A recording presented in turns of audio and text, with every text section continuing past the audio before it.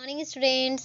तो बच्चों आज जो है हम हिंदी व्याकरण में पार्ट 3 पढ़ेंगे। ओके स्टूडेंट्स, तो आप जो है अपने अपने बुक में पार्ट 3 को निकालिए।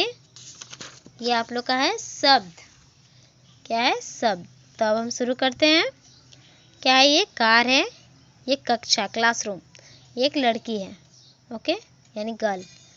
बच्चों चित्रों के नीचे लिखे नाम शब्द हैं। ये शब्द कुछ वर्णों को मिलाकर बने हैं। जैसे अब क्या है, ये जो शब्द लिखे गए हैं चित्रों के नीचे वो सब क्या है? ये शब्द है और ये कुछ वर्णों के मिलाकर ही बने हैं। जैसे कार, तो क जोर आ जोर रा जोर आ। क्या है? कार। इसमें कितने वर्ण हैं? 1 2 3 4, 4 वर्ण हैं। अब एक कक्षा, तो क जोर अ जोर अक्षा जोड़ आ। क्या होगा? कक्षा, यानी 4 वर्ण से। अब लड़की, ल जोड़ अ जोड़ ड जोड़ आ जोड़ क जोड़ ई। क्या है? लड़की। ये कितने वर्ण? 6। 1 2 3 4 5 6, 6 वर्ण है। तो इस तरह इतने वर्ण जब मिले तब एक शब्द बनता है।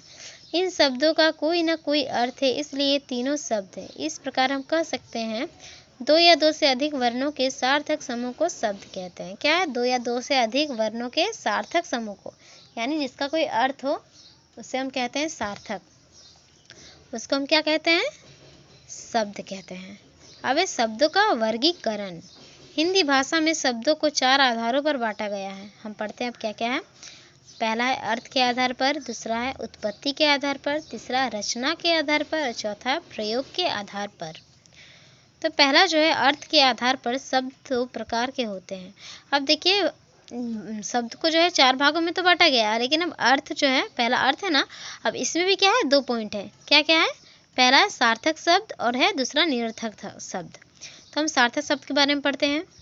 ऐसे शब्द जिनका कोई ना कोई अर्थ अवश्य होता है सार्थक शब्द कहलाते हैं। जैसे मानव, पानी, खाना, दौड़ना आदि। ये सबका क्या है? कोई ना कोई अर्थ है। मानव हम किसे कहते हैं? इंसान को। हम लोग जो है मानव है। पानी तो पानी आप जानते हैं, खाना, दौड़ना, ये सब क्या है? एक शब्द है जिसका कोई ना कोई अर्थ है। अब एक निरर्थक शब्द।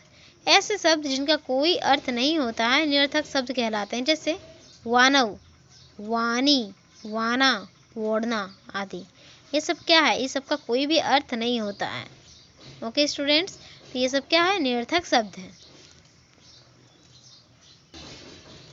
अब हम आगे देखते हैं।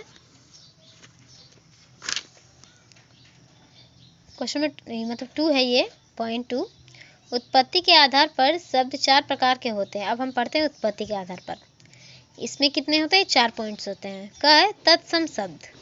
संस्कृत के वे शब्द जो हिंदी भाषा में भी मूल रूप में ही प्रयोग किए जाते हैं तत्सम शब्द कहलाते हैं। जैसे पुत्र, पुष्प, जल आदि। ये सब ऐसे शब्द है जिसका अगर हम हिंदी में भी लिखते हैं तो हम ऐसे ही लिखते हैं, लेकिन ये क्या है? संस्कृत शब्द है। जैसे पुत्र, पुत्र का मतलब होता है बेटा, पुष्प का मतलब होता है फूल, जल का मतलब पानी, जो आप जानते हैं।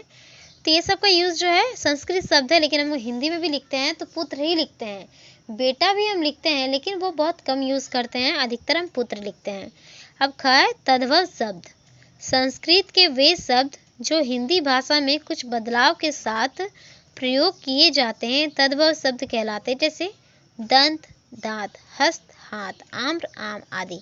ये सब भी क्या है? संस्कृत शब्द है, लेकिन जब हम इसको हिंदी में लिखते हैं तो इसमें हम कुछ बदलते हैं। जैसे यहाँ क्या है? अनुस्वार है, यहाँ पे हम क्या लगाए हैं? अनुनासिक लगाए हैं ना, ऊपर चंद्र बिंदु दिए हैं। तो इस तरह से हम इसको हल्का सा चेंज किए हैं, तो ये क्या हो जाता है? तद्भव शब्द में आता है। ग है देशज शब्द। ऐसे शब्द जिनकी उत्पत्ति अपने ही देश में हुई है देशज शब्द कहलाते हैं। जैसे गुड़िया, कटोरा, खिचड़ी आदि। ये सब जो शब्द है ये सब हमारे भारत देश से ही जो है उत्पन्न हुए हैं। ओके, तो इसे हम क्या कहेंगे? देशज शब्द। और जो घ है विदेशी शब्द। विदेशी भाषाओं के वे शब्द जो हिंदी भाषा में प्रयोग किए जाते हैं विदेशी शब्द कहलाते हैं। जैसे स्कूल, पेन, स्टेशन आदि अंग्रेजी शब्द तथा चीज, गरीब, तारीख आदि अरबी फारसी शब्द। ये सब क्या है? जो बाहरी शब्द हैं ये सब है। स्कूल, पेन, स्टेशन, ये सब विदेशी शब्द है। ये हमारे देश में इसका यूज नहीं हुआ था पहले। ठीक है, तो ये सब क्या है? सारे विदेशी शब्द कहलाते हैं। अब तीसरा क्या है? रचना के आधार पर शब्द 3 प्रकार के होते हैं। रचना के आधार पर हमने क्या पढ़ा? अर्थ, उत्पत्ति पढ़ा, और अब हम रचना के आधार पर पढ़ते हैं। क है रूढ़ शब्द। क्या है, ये भी 3 तरह के होते हैं। तो इसमें क्या क्या है, रूढ़ शब्द पहला हम पढ़ेंगे। जिन शब्दों के टुकड़ों का अर्थ नहीं होता है रूढ़ शब्द कहलाते हैं, जैसे चित्र, मकान, पानी आदि। तो क्या है, अगर हम इसको अलग अलग पार्ट में करते हैं तो इसका कोई भी अर्थ नहीं निकलता है, तो इस सब को हम क्या कहते हैं, रूढ़ शब्द कहते हैं। ठीक है। अब है यौगिक शब्द। जो शब्द 2 शब्दों के योग से बनते हैं और उनमें से प्रत्येक शब्द का कोई अर्थ होता है, यौगिक शब्द कहलाते हैं। जो क्या होता है, जो शब्द 2 शब्दों के योग से बनते हैं, मतलब 2 शब्दों के जुड़ने से बनते हैं और उसका कोई अर्थ होता है, उसे हम क्या कहते हैं, यौगिक शब्द। जैसे कुतुब जोर मीनार, यानी कुतुब मीनार। तो आप जानते ही है कुतुब मीनार के बारे में। अब है लाल जोर किला, लाल किला, लाल किला कहाँ है, दिल्ली में, है ना। अब चिड़िया जोर घर, क्या होगा, चिड़ियाघर आदि। ये सब क्या है, यौगिक शब्द। ग क्या है, योग रूढ़ शब्द। ये ऐसे शब्द होते हैं जिनके टुकड़े तो हो सकते हैं परंतु उन टुकड़ों का कोई विशेष अर्थ निकलता है। ठीक है। क्या होता है, जिसका आम टुकड़ा तो हो सकता है परंतु उन टुकड़ों का कोई विशेष अर्थ निकलता है, योगरूढ़ शब्द कहलाते हैं। क्या है, योगरूढ़ शब्द कहलाते हैं। जैसे पीताम्बर, पीत जोर अंबर, पीताम्बर क्या होता है, पीले वस्त्र वाला। कौन होते हैं, श्री कृष्ण। अब है चारपाई, 4 जोर पाई, क्या होगा, 4 पैरों वाली, यानी खाट। तो क्या इनका कोई विशेष अर्थ है, अलग से अर्थ है ना, तो इसे हम क्या कहेंगे, योगरूढ़ शब्द। ओके स्टूडेंट्स, तो अब हम जो है ये क्या है, प्रयोग के आधार पर शब्द को 2 प्रकार के होते हैं। ठीक है। तो ये हम नेक्स्ट वीडियो में पढ़ेंगे। ओके स्टूडेंट्स, आज के लिए बस इतना है। अब हम नेक्स्ट वीडियो में मिलेंगे और मैं उम्मीद करती हूँ कि आज मैंने जो आप लोग को पढ़ाया वो आप लोग को समझ में आ गया है।